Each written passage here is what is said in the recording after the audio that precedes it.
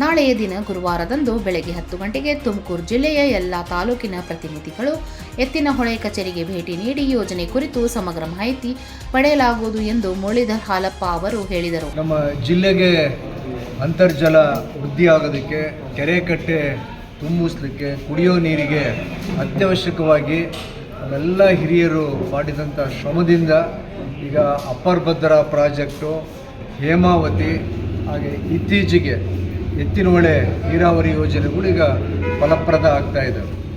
ಈಗ ಎತ್ತಿನಹೊಳೆಗೆ ಕಂಟಕ ಉಂಟಾಗಿದೆ.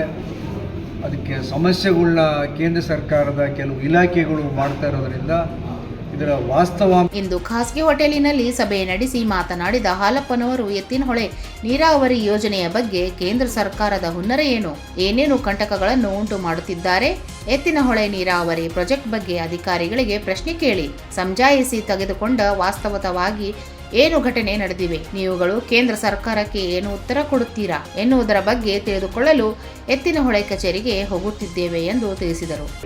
ಈಗಾಗಲೇ ಇದೆಲ್ಲ ವಿಷಯ ಬಿಸಿ ಕಾವು ಏರಿದ ತಕ್ಷಣವೇ ಕೇಂದ್ರ ಸರ್ಕಾರದವರೇ ಇಲ್ಲಿಗೆ ಫೋನ್ ಮಾಡಿ ಅಧಿಕಾರಿಗಳಿಗೆ ಡೆಲ್ಲಿಗೆ ಬರಲಿಕ್ಕೆ ಹೇಳಿದ್ದಾರೆ.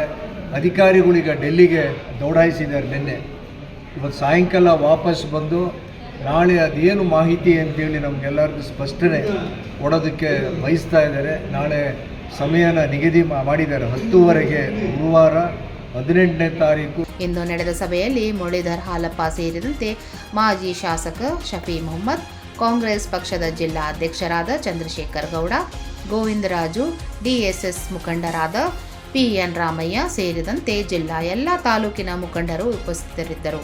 Babu Khan, 9 live news, Tumakuru.